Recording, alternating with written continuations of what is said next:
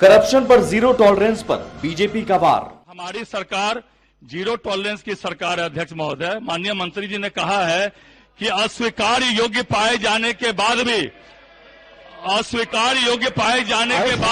प्रश्न को अध्यक्ष महोदय, माननीय मंत्री जी ने जवाब में कहा कि अस्वीकार योग्य उनका जो हमसे शोकआउट किया गया वो भी अस्वीकार योग्य था। तो जो अस्वीकार योग्य होने के बाद भी फलस्वरूप जो है अभी तक निलंबन की एक छोटी सी जो कार्रवाई होती है, निलंबन की कार्रवाई भी नहीं की गई। भ्रष्ट अधिकारी पर बीजेपी का करारा प्रहार। 68 लाख रुपया 2 स्थानों पर पकड़ाया, 18 लाख उनके गाड़ी में और 50 लाख पुलिस जब रेड मारा दरभंगा पर उनके भाड़े के मकान में, तब 50 लाख रुपया उनके यहाँ पकड़ाया। और अध्यक्ष महोदय, रुपया पकड़ाने के बाद भी 2 महीना तक वह अधीक्षण अभियंता बने रहे दरभंगा के, और 2 महीना के बाद दूसरे को चार्ज दिया। 67 लाख वाले धन कुबेर पर कौन बरसा रहा प्यार। 28 अगस्त की घटना थी, प्रभार मुक्त कब किया गया और अस्वीकार योग्य उनका शोकआउट था, उसके बाद भी अभी तक निलंबन उनको कम से कम निलंबन क्यों नहीं किया गया और उनमें जो है प्रभार मुक्त कब किया गया है, मैं पूछना चाहता। भ्रष्ट अधिकारी पर बीजेपी के सवाल पर फंसी सरकार। वो अधिकारी तुरंत मेडिकल लीव पे चले गए थे। इसके बाद वो अधिकारी तुरंत मेडिकल लीव पे चले गए थे। उस बीच में चुनाव भी चल रहा था, पंचायत चुनाव भी चल रहा था। नहीं, भ्रष्टाचार पर जेडीयू बीजेपी में आर पार। सरकार में सहयोगी पार्टी बीजेपी और बीजेपी के विधायक कह रहे हैं कि साहब करप्शन पर जीरो टॉलरेंस का क्या हुआ। एक भ्रष्ट इंजीनियर जिसके पास से 67 लाख रुपए कैश मिलता है, अवैध संपत्ति मिलती है, थाने से उसे जमानत हो जाती है और निलंबन भी नहीं होता है, उल्टे वो मेडिकल लीव पर चला जाता है। तो इसीलिए शुरुआत बात सपाट में यही कि भ्रष्टाचार पर जेडीयू बीजेपी में आर पार। और जरा सोचिए कि किसी राज्य की पुलिस का मुखिया डीजीपी सीएम के आदेश के तुरंत बाद शराब की खाली बोतल की जांच करने कचरा में सबूत खंगालने में जुट जाती है, लेकिन उसी राज्य में 67 लाख से ज्यादा कैश और अवैध संपत्ति की काली कमाई के कुबेर इंजीनियर को थाने से ही जमानत मिल जाती है और वो आराम से मेडिकल लीव पर चला जाता है। यहां तक कि सरकार उस भ्रष्ट इंजीनियर को 2 महीने बाद भी निलंबित करने तक की हिम्मत नहीं जुटा पाता है। बोतल को लेकर सिस्टम की तेजी, भ्रष्ट इंजीनियर के मामले में सिस्टम सुस्त क्यों हो जाता है। आखिर भ्रष्ट इंजीनियर को कौन बचाने की कोशिश कर रहा है, ये सवाल मैं नहीं बीजेपी के ही विधायक पूछ रहे हैं और सरकार के पास सवालों के जवाब नहीं है। सोचिए, जिस सरकार में सहयोगी बीजेपी है उसी के विधायक करप्शन पर जीरो टॉलरेंस के दावों पर सवाल उठाते हैं। इंजीनियर को बचाने के सवाल पर मंत्री को जवाब नहीं सूझता है। तो सवाल है कि आखिर भ्रष्ट इंजीनियर पर मेहरबानी क्यों।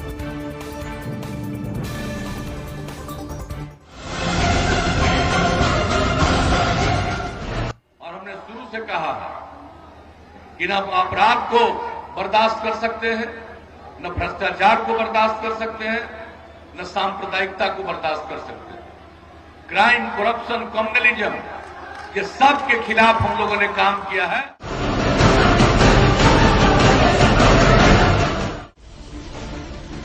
सीएम नीतीश कुमार जिस करप्शन के खिलाफ काम करने और जीरो टॉलरेंस का दावा करते नहीं थकते, उन दावों पर अपनों ने ही सवाल उठा दिया है। सरकार में सहयोगी पार्टी बीजेपी के विधायक संजय सरावगी ने करप्शन पर जीरो टॉलरेंस के दावों का हवाला देते हुए ऐसा सवाल किया कि सरकार को जवाब देते नहीं बन रहा था। सवाल था अगस्त महीने में दरभंगा के ग्रामीण कार्य विभाग के धन कुबेर इंजीनियर अनिल कुमार से जुड़ा हुआ। दरअसल 28 अगस्त को मुजफ्फरपुर वैशाली सीमा पर फकरी चेकिंग प्वाइंट पर दरभंगा के ग्रामीण कार्य विभाग के अधीक्षण अभियंता अनिल कुमार की गाड़ी से 18 लाख रुपए नकद बरामद किए गए थे। इतने सारे रुपए मिलने के बाद अगले दिन रविवार को इंजीनियर अनिल कुमार के दरभंगा और पटना स्थित 2 फ्लैट पर छापेमारी कर 49 लाख रुपए और बरामद किए गए। इसके अलावा प्रॉपर्टी के कुछ कागजात भी मिले हैं। इंजीनियर के ठिकानों से 67 लाख से ज्यादा कैश बरामद किए गए। लेकिन रसूख देखिए कि पकड़े जाने के बाद इंजीनियर ने न सिर्फ कबूल किया बल्कि धमकी भी दी थी। धमकी मुंह खोलने पर पटना तक विस्फोट हो जाने पर। वर्तमान में जो माहौल है उसमें मजबूरन रुपए लेने पड़ते हैं। प्रखंड स्तर पर तैनात इंजीनियर से लेकर पटना तक कौन है जो रुपया नहीं ले रहा, और जो रुपया नहीं ले रहा क्या वो चैन से नौकरी कर पा रहा है। मुंह अगर खोल दिया तो पटना तक विस्फोट हो जाएगा। रसूख का अंदाजा और करप्शन के कॉकस का अंदाजा आप इसी से लगा सकते हैं कि इंजीनियर अनिल कुमार की इस धमकी के बाद उसे थाने से ही जमानत भी मिल गई थी। 2 महीने से ज्यादा बीतने के बाद भी अब तक विभाग ने इंजीनियर को निलंबित तक नहीं किया, बल्कि आरोपी इंजीनियर अपनी मर्जी से मेडिकल लीव पर चला गया। बीजेपी विधायक संजय सरावगी ने इंजीनियर को बचाने का सवाल जब उठाया तो जेडीयू कोटे से ग्रामीण कार्य विभाग के मंत्री जयंत राज को जवाब देते नहीं बन रहा था और इंजीनियर के मेडिकल लीव पर जाने और पंचायत चुनाव होने की दलीलें देने लगे। वो अधिकारी तुरंत मेडिकल लीव पे चले गए थे। इसके बाद वो अधिकारी तुरंत मेडिकल लीव पे चले गए थे। उस बीच में चुनाव भी चल रहा था, पंचायत चुनाव भी चल रहा था। नहीं, ये अपनों के हाथों ही भरे सदन में सरकार की किरकिरी हो रही थी। विधायक सवाल पर सवाल दागे जा रहे थे और मंत्री जी को जवाब देते नहीं बन रहा था। आखिर में विधानसभा अध्यक्ष को मंत्री को निर्देश देना पड़ा।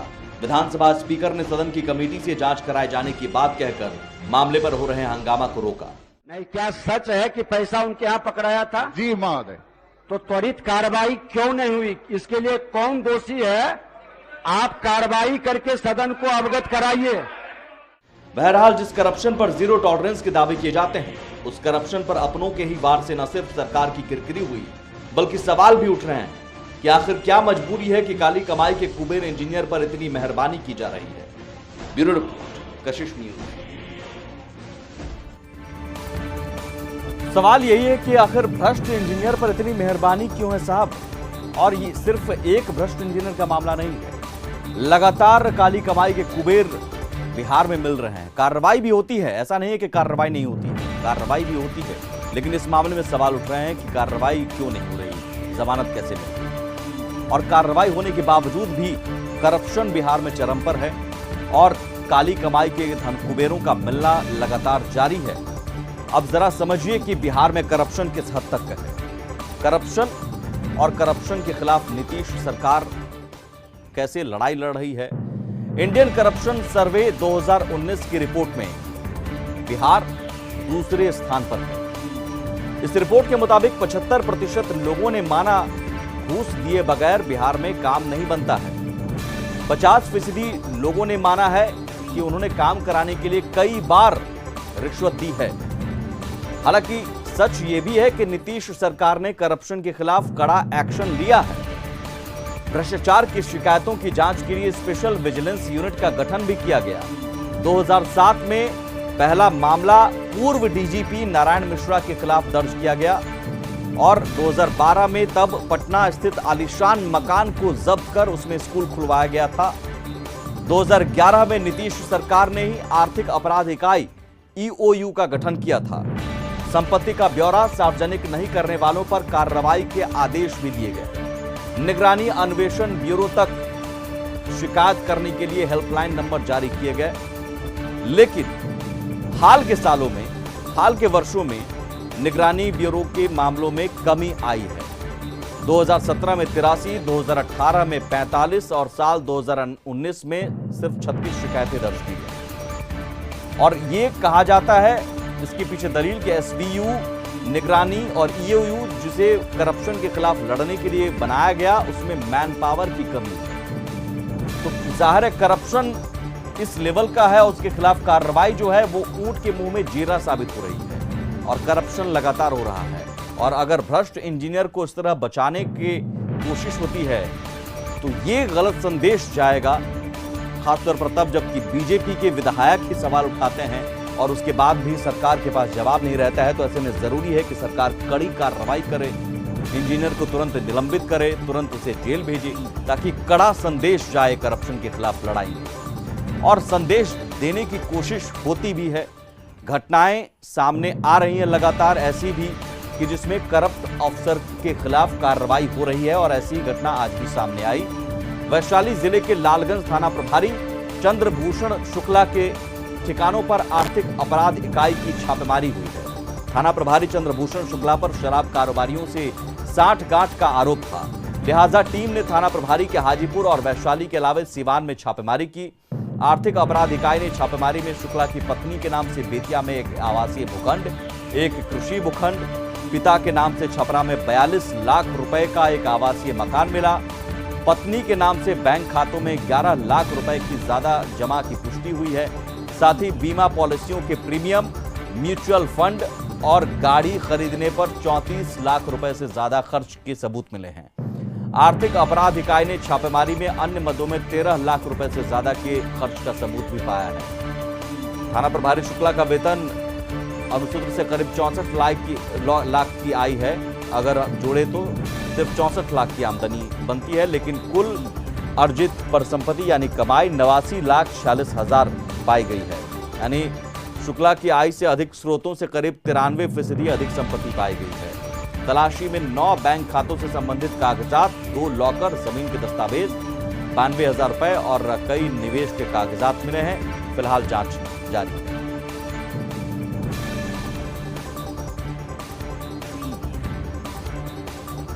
वैसे जेडीयू कोटे से मंत्री बनाए गए जयंत राज आज बीजेपी विधायकों के टारगेट पर रहे। संजय सरावगी, फिर नीतीश मिश्रा, विधायकों ने ऐसे सवाल किए कि ग्रामीण कार्य विभाग के मंत्री जयंत राज असहज हो गए। हालांकि ये सब देखकर मुख्यमंत्री नीतीश कुमार खींच गए और सदन में तत्काल ही अपने मंत्री के बचाव में खड़े हो गए। उन्होंने सवाल पूछने वाले विधायकों को फटकार लगाई, साथ ही उनसे कामकाज का हिसाब उनसे ही मांगा। दरअसल बिहार विधानसभा में बीजेपी विधायक नीतीश मिश्रा ने कहा कि विभागों की तरफ से किए गए कामों की जानकारी विधायकों को नहीं दी जाती है, ग्रामीण कार्य विभाग। इसके बाद सवाल सुनते ही मुख्यमंत्री नीतीश कुमार ने तत्काल संज्ञान लिया और कहा कि दिशा निर्देश दिया जा चुका है और उसका पालन भी हो रहा है, और जिन विधायकों ने सवाल उठाए वो मंत्री जब थे तब क्या व्यवस्था थी। नहीं, देखिए, मैं स्पष्ट मानता हूं कि हर एक जानकारियों को आप पब्लिक डोमेन में डालिए, और विधायकों को या सांसद को ये अधिकार बनता है कि सरकार की किस विभाग से कौन सी योजनाएं उनके क्षेत्र में संचालित हो रही है, ताकि वो बेहतर समझ पाएंगे, मॉनिटरिंग भी कर पाएंगे, योजनाओं के परफॉर्मेंस को भी वो देख पाएंगे। तो अगर आप जनप्रतिनिधियों से ही साझा नहीं करेंगे तो वो फिर समझेंगे कैसे कि मेरे क्षेत्र में कौन सी स्कीम पर काम हो रहा है। तो ये महत्वपूर्ण है और विभाग को ये होना चाहिए कि इन्फॉर्मेशन को वो साझा। आप लोग जब थे तब उस समय कोई व्यवस्था थी और उस समय अभी उसकी अवहेलना हो रही है तो जरूर बताइएगा, क्योंकि हमने तो बता दिया कि हमने ये डायरेक्शन दिया हुआ है। और आप कहिएगा तो मेरे ऑफिस से पूछ लेगा, कोई भी डिपार्टमेंट कहेगा कि आप शिलान्यास से उद्घाटन कीजिए तो शिलान्यास के बारे में हमको बता देते हैं। शिलान्यास के बारे में हम तभी तैयार होते हैं जब सचमुच उसके बारे में टेंडर वगैरह करके फाइनल स्टेज में है।